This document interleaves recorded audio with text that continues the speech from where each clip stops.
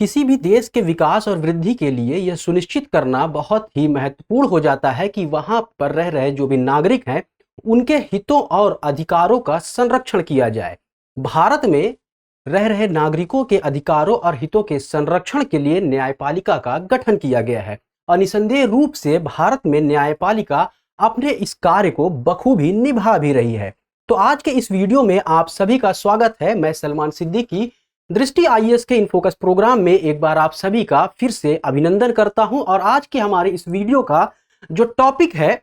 वो है आखिर क्या है गतिशील निषेधाज्ञा। वीडियो की शुरुआत करने से पहले हम उन तमाम बिंदुओं को देख लेते हैं जिस पर हमारी आज की यह वीडियो केंद्रित होगी।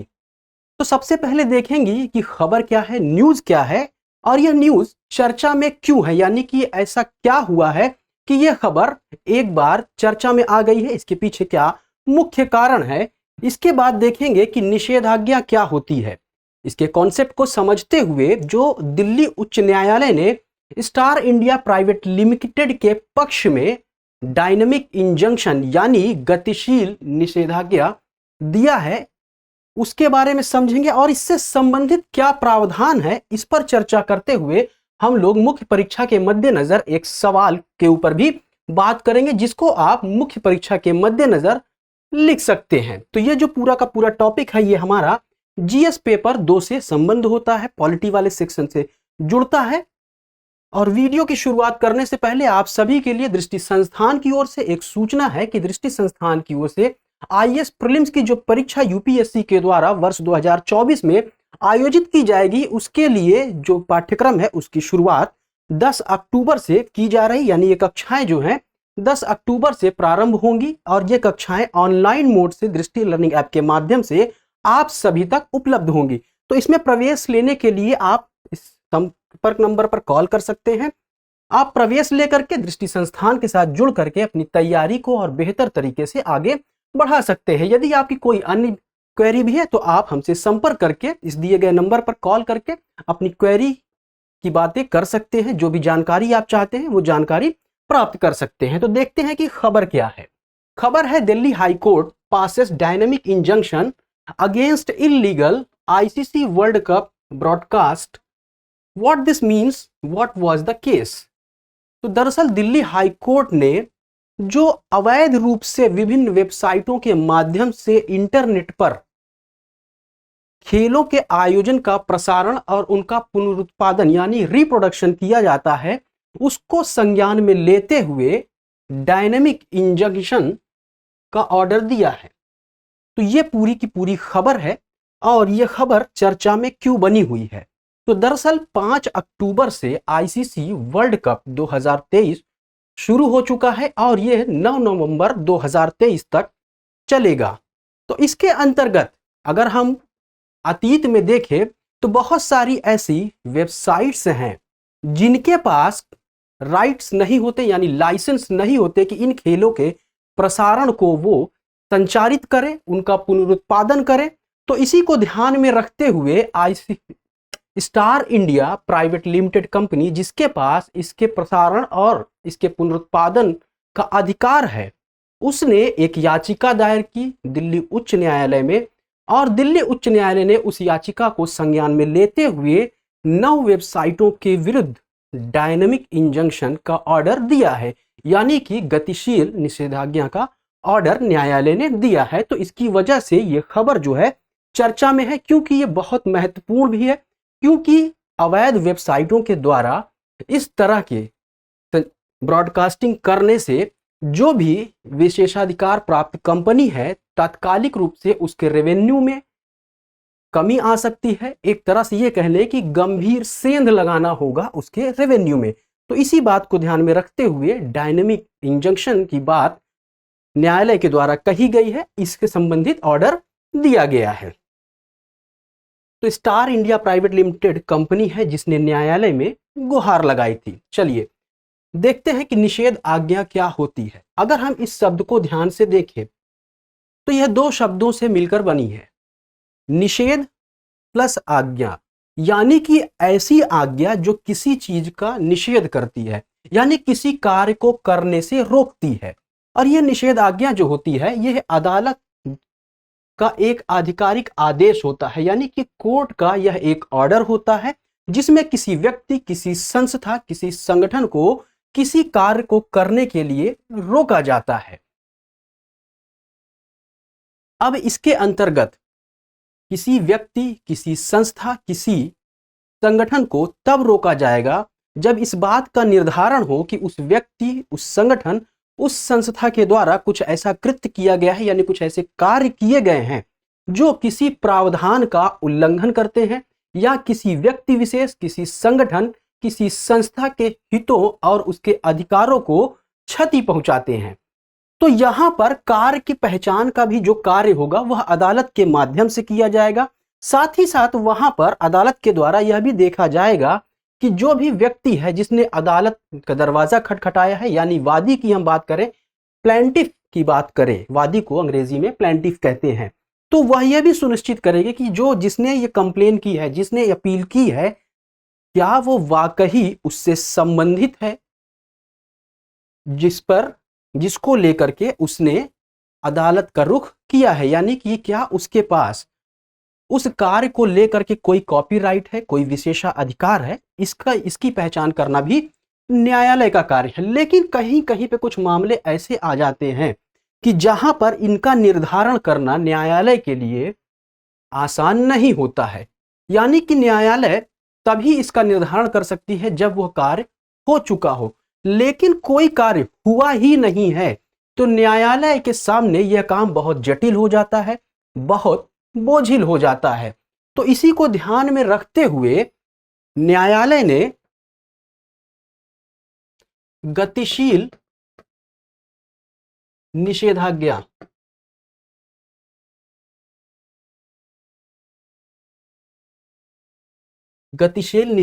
की बात की है, यानी कि कुछ ऐसे मामले होते हैं जहां पर न्यायालय जो है डायनामिक इंजंक्शन का ऑर्डर भी देती है, और इसका मुख्य कारण या इसके पीछे का जो उद्देश्य होता है वो यही होता है कि ऐसी सामग्री जिनके मामले में किसी व्यक्ति, किसी संस्था, किसी संगठन को कॉपीराइट प्राप्त है, विशेषाधिकार प्राप्त है, तो उस कॉपीराइट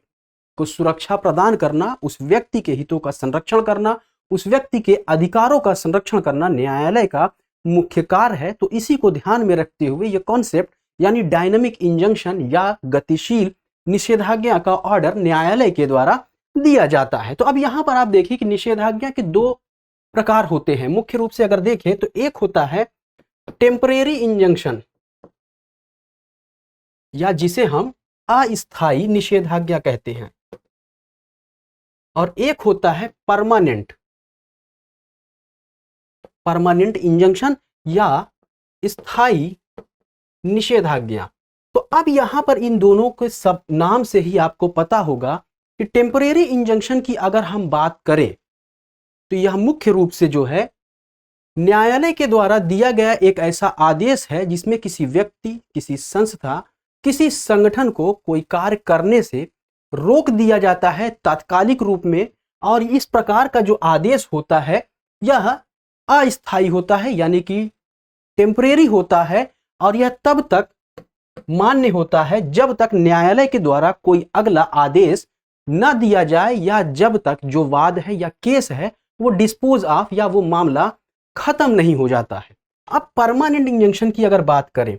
तो यह एक ऐसा आदेश है जिसमें न्यायालय किसी व्यक्ति, किसी संस्था, किसी संगठन को आदेश देती है कि उस मामले में तत्काल प्रभाव से कोई भी कार्य ना करे, यानी कि जो स्थिति है उसी को बनाए रखे, यानी कि यथा स्थिति को बनाए रखे। और इस मामले में यह जो ऑर्डर होता है यह परमानेंट होता है, यानी कि इसमें न्यायालय के किसी अगले आदेश का इंतजार नहीं करना होता है, बल्कि जब तक यह मामला निपटा नहीं दिया जाता है न्यायालय के द्वारा, जब तक केस पूरी तरह से बंद नहीं हो जाता, कोई फैसला नहीं आ जाता है, तब तक यह ऑर्डर जो है यथावत बना रहता है। अब बात करें अगर परमानेंट की, तो इसका जिक्र जो है स्पेसिफिक रिलीफ एक्ट,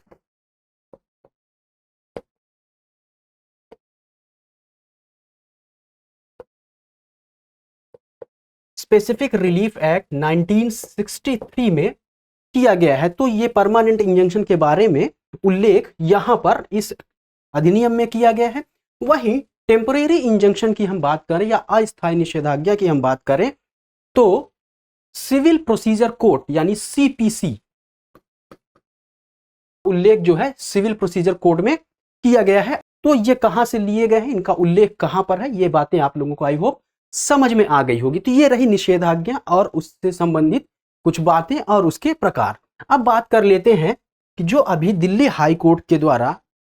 गतिशील निषेधाज्ञा का आदेश दिया गया है, तो इसको समझते हैं।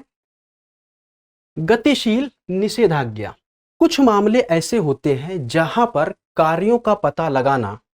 न्यायालय के लिए एक बोझिल और जटिल प्रक्रिया हो जाती है। तो उस मामले में न्यायालय इस तरह के ऑर्डर पेश करती है, जैसे कि कोई भी फिल्म हो उसका रिलीज होना, या कोई भी सीरीज हो, चाहे वो खेलों की सीरीज हो या वेब सीरीज हो, मतलब एक श्रृंखला की हम बात करें तो उनके रिलीज होने के बाद ऐसी प्रबल संभावना बनती है कि जो भी वेबसाइटें हैं जो कि ऑनलाइन पायरेसी में लिप्त हैं, और यह प्रबल संभावना बनती है कि उस फिल्म या उस श्रृंखला के रिलीज होने के बाद उन वेबसाइटों के माध्यम से या उन वेबसाइटों के किसी नए संस्करण के माध्यम से अवैध तरीके से उसे इंटरनेट पर अपलोड कर दिया जाएगा। तो उस केस में न्यायालय डायनेमिक इंजंक्शन का ऑर्डर देता है। तो अभी हाल ही में स्टार इंडिया प्राइवेट लिमिटेड के द्वारा अतीत की बातों को संज्ञान में लेते हुए उच्च न्यायालय, दिल्ली उच्च न्यायालय में एक याचिका दायर की गई, जिसमें उसने न्यायालय से यह गुहार लगाई कि अतीत में घटित हुई घटनाओं को देखते हुए न्यायालय उसके हितों को संरक्षण प्रदान करे, क्योंकि उसे तात्कालिक रूप से रेवेन्यू में काफी लॉस हो सकता है यदि जो उसने विशेषाधिकार जो है आईसीसी से प्राप्त किया है उसका उल्लंघन उन वेबसाइटों के द्वारा किया जाता है जिनके पास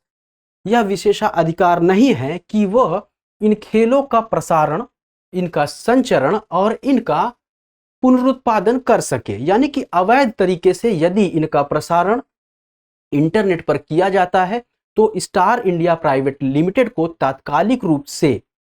उसके राजस्व में काफी कमी हो सकती है। तो इस तरह की अपूरणीय क्षति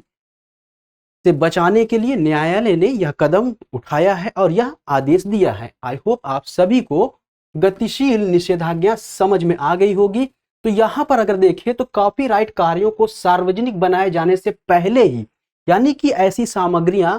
जिनका कॉपीराइट है और उन्हें जब तक सार्वजनिक नहीं कर दिया जाता है, सार्वजनिक तौर पर उनका प्रसारण नहीं किया जाता है, सार्वजनिक तौर पर उन्हें वितरित नहीं किया जाता है, तब तक उनकी सुरक्षा के लिए इस तरह का इंजेक्शन दिया जाता है। यानी उससे पहले ही दे दिया जाता है कि जहां पर यह पॉसिबिलिटी हो कि अवैध वेबसाइटों के द्वारा इसको जो है अपलोड कर दिया जाएगा। तो ये जो है ऑनलाइन पायरेसी से उत्पन्न चुनौतियों को देखते हुए जब ऐसी संभावना हो कि जो इल्लीगल या अब ऐसी वेबसाइटें जिनके पास लाइसेंस नहीं है उनका प्रचारण करने के लिए, उनका संचारण करने के लिए, उनका पुनरुत्पादन करने के लिए, तो यहां पर न्यायालय पहले से ही इस तरह के आदेश दे देता है, जिससे कि जो भी संबंधित लेखक है, संबंधित रचनाकार है या जो भी उसके मालिक हैं उनको कोई भी क्षति ना हो सके। तो यहां पर लेखकों और मालिकों को होने वाली अपूरणीय क्षति से सुरक्षा प्रदान करना इस गतिशील निषेधाज्ञा का मुख्य उद्देश्य है। अब बात यहां पर करें कि इससे पहले भी कई मामलों में न्यायालय ने गतिशील निषेधाज्ञा का ऑर्डर दे रखा है। बात करें दिल्ली उच्च न्यायालय की, तो दिल्ली उच्च न्यायालय ने यूटीवी बनाम 1337 एक्स 2019 मामले में पहली बार गतिशील निषेधाज्ञा की अवधारणा को प्रस्तुत किया। यह बात दिल्ली उच्च न्यायालय की है। इसके बाद कई मामलों में न्यायालय के द्वारा गतिशील निषेधाज्ञा का ऑर्डर दिया गया। तो अब इस गतिशील निषेधाज्ञा की बात करें या फिर हम बात करें कि जो कॉपीराइट सामग्रियां हैं उनका जब इंफ्रिंजमेंट होता है, उनका उल्लंघन होता है, तो उससे संबंधित क्या कोई प्रावधान है? तो इससे संबंधित एक प्रावधान है कॉपीराइट अधिनियम 1957, जो कि एक कानूनी अधिकार है और इसके अंतर्गत साहित्य, कला, संगीत, फिल्म और कंप्यूटर प्रोग्राम के मूल कार्यों को संरक्षण प्रदान किया जाता है। यानी कि इन तमाम क्षेत्रों में होने वाले जो भी कार्य हैं उनकी कोई भी पायरेसी न की जा सके या इनके द्वारा होने वाले विभिन्न क्षेत्रों में जो भी कार्य हैं उनको अवैध तरीके से उनका प्रसारण न किया जा सके, तो इस अधिनियम के अंतर्गत इन्हें सुरक्षा प्रदान की गई है। यहां पर किसी व्यक्ति विशेष के, किसी संस्था के विचारों का को सुरक्षा नहीं दी जाती, बल्कि विचारों की अभिव्यक्ति को संरक्षण प्रदान किया जाता है। अब यहाँ पर जो व्यक्ति कॉपीराइट का मालिक है, जो ओनर है, उसके कार्य को अनुकूलित करने, पुनरुत्पादित करने, प्रकाशित करने, अनुवाद करने और जनता तक पहुंचाने का विशेष अधिकार होता है। यानी कि ऐसा कोई भी व्यक्ति जिसके पास किसी भी सामग्री को लेकर के कॉपीराइट है, तो वो इन तमाम कार्यों को कर सकता है। लेकिन इसके विपरीत ऐसे व्यक्ति, ऐसे संस्था, ऐसे संगठन जिनके पास एक्सक्लूसिव राइट यानी विशेषाधिकार नहीं है या फिर लाइसेंस प्राप्त नहीं है कि वह उन कार्यों को अनुकूलित कर सके, उनको पुनरुत्पादन कर सके यानी कि रीब्रॉडकास्टिंग कर सके, उनको प्रकाशित कर सके यानी पब्लिश कर सके, उनका ट्रांसलेशन कर सके, अनुवाद कर सके अलग अलग भाषाओं में, या उसे जनता तक पहुंचा सके किसी भी माध्यम से, दृश्यों के माध्यम से, ध्वनियों के माध्यम से, तो उन्हें रोका गया है, जिससे कि जो एक्चुअल मालिक है उसके हितों का संरक्षण किया जा सके। अब कॉपीराइट अधिनियम की वह कौन सी धारा है जो इससे संबंधित है? तो कॉपीराइट अधिनियम की धारा 37 इससे संबंधित है। यह क्या करती है? प्रसारण संगठन को दिए गए विशेषाधिकार से संबंध रखती है। तो इसके बारे में भी बात करते हैं। तो इसी धारा के जो अगर बात करें, धारा 37 का जो खंड है 2, वो ये बात करता है, वो उन तमाम चीजों को इनलिस्टिंग करता है यानी सूचीबद्ध करता है जो कि इस बात को स्पष्ट कर देते हैं कि इस अधिकार का उल्लंघन क्या है। यानी कि इसकी अगर बात करें तो इसके माध्यम से यह बात कही गई है कि यह इसके अंतर्गत उन तमाम कार्यों की इनलिस्टिंग की जाएगी, सूची बनाई जाएगी, जिससे यह बात सिद्ध हो सके कि इस अधिकार का उल्लंघन किया गया है। और आगे अगर हम इसकी बात करें, यह अधिनियम की ये जो धारा है ये क्या कहती है, तो इसके अंतर्गत प्रसारण पुनरुत्पादन अधिकार की निरंतरता के दौरान कोई भी व्यक्ति जो अधिकार के मालिक के लाइसेंस के बिना प्रसारण को पुनः प्रसारित करने में संलग्न है या शुल्क के भुगतान पर प्रसारण को जनता द्वारा सुनने या देखने का कारण बनता है, यानी कि उसके पास अथॉरिटी नहीं है लेकिन जनता से पैसे लेकर के उनको प्रसारित कर रहा है, उन तक पहुंचा रहा है। इसके अलावा प्रसारण की कोई ध्वनि दृश्य रिकॉर्डिंग करता है या ऐसी ध्वनि या दृश्य रिकॉर्डिंग का कोई पुनरुत्पादन यानी रीब्रॉडकास्टिंग करता है जहां प्रारंभिक रिकॉर्डिंग बिना लाइसेंस की गई थी। यानी कि पहली रिकॉर्डिंग जब मतलब जिसके पास विशेषाधिकार प्राप्त है इसके प्रसारण की, तो उसने जो है पहली बार रिकॉर्डिंग किया इस पर्पस से कि वो उसको इंटरनेट पर अपलोड करेगा और जनता के द्वारा पैसे की उगाही करेगा, यानी कि जनता से पैसा लेकर के उन तक इसकी पहुंच सुनिश्चित करेगा। तो एक तो ये कंडीशन हो गई। दूसरी कंडीशन ये है कि लाइसेंस के माध्यम से भी यदि ऐसे रिकॉर्डिंग बनाता है या कोई ऐसी ध्वनि अपने पास सिक्योर करता है जिसका उद्देश्य ये हो कि वह जनता से पैसा ले करके उन तक इसकी पहुंच को सुनिश्चित करेगा, लेकिन जब वह लाइसेंस प्राप्त करता है कॉपीराइट के मालिक से, लेकिन उसे यह बात नहीं बताता है, यानी कि जो उन दोनों के बीच कॉन्ट्रैक्ट हुआ है उसमें इस बात को छुपाया गया है कि वह उसका इस्तेमाल इंटरनेट पर अपलोड करने के लिए करेगा और उससे धन की उगाही करेगा या धन अर्जित करेगा, तो यहां पर भी यह अवैध माना जाएगा। यहां पर आप देखिए, लाइसेंस द्वारा परिकल्पित नहीं किए गए किसी भी उद्देश्य के लिए लाइसेंस प्राप्त थी, यानी कि यह रिकॉर्डिंग या ध्वनि या कोई भी दृश्य लाइसेंस के द्वारा तो प्राप्त किया गया है, लेकिन उसका इस्तेमाल वह इस तरह से करेगा, इसका जिक्र उस कॉन्ट्रैक्ट में नहीं किया गया है जब वह लाइसेंस प्राप्त कर रहा था, तो यह भी अवैध होगा और यह भी उस कॉपीराइट सामग्री का उल्लंघन माना जाएगा कॉपीराइट अधिनियम की धारा 37 के अंतर्गत। ऐसी बिक्री या किराए की पेशकश करता है ऐसी कोई भी ध्वनि रिकॉर्डिंग या दृश्य रिकॉर्डिंग धारा 39 के प्रावधान के अधीन इस अधिकार का उल्लंघन माना जाएगा। किस धारा के अधीन? धारा 39 के अधीन इसको जो है इस अधिकार का यानी कॉपीराइट अधिकार का उल्लंघन माना जाएगा। और इसका जिक्र कहां पर किया गया है? कॉपीराइट अधिनियम 1957 की धारा 37 में। अब यहां पर एक चीज आपको और भी ध्यान देना है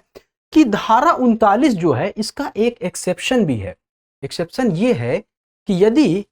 इस तरह का जो प्रसारण किया जा रहा है अवैध रूप से, वो जनता के हित में किया जा रहा है, यानी कि फेयर मीन्स के लिए किया जा रहा है, ना कि किसी व्यक्ति विशेष को, किसी संस्था को, किसी संगठन को क्षति पहुंचाने के लिए किया जा रहा है, तो इसे एक्सेप्शन माना जाएगा और इसे उसके अधिकारों का, कॉपीराइट अधिकारों का उल्लंघन नहीं माना जाएगा। तो ये पूरा इससे संबंधित प्रावधान है। उम्मीद है कि आपको ये सारी बातें समझ में आई होंगी। यदि आपकी कोई क्वेरी तो आप कमेंट सेक्शन में संबंधित प्रश्न पूछ सकते हैं। तो ये पूरे आज के वीडियो को टॉपिक रहा, इससे संबंधित तमाम बातें रही और अंत में हम एक सवाल के ऊपर भी चर्चा करते हैं जिसे आप मेंस के मद्देनजर लिखने का प्रयास कर सकते हैं। सवाल है, हाल के कुछ वर्षों में कॉपीराइट की गई सामग्रियों का बिना लाइसेंस प्राप्त वेबसाइटों द्वारा अवैध रूप से इंटरनेट पर अपलोड किए जाने को ध्यान में रखते हुए उचित प्रावधानों के आलोक में न्यायालय की भूमिका को रेखांकित कीजिए।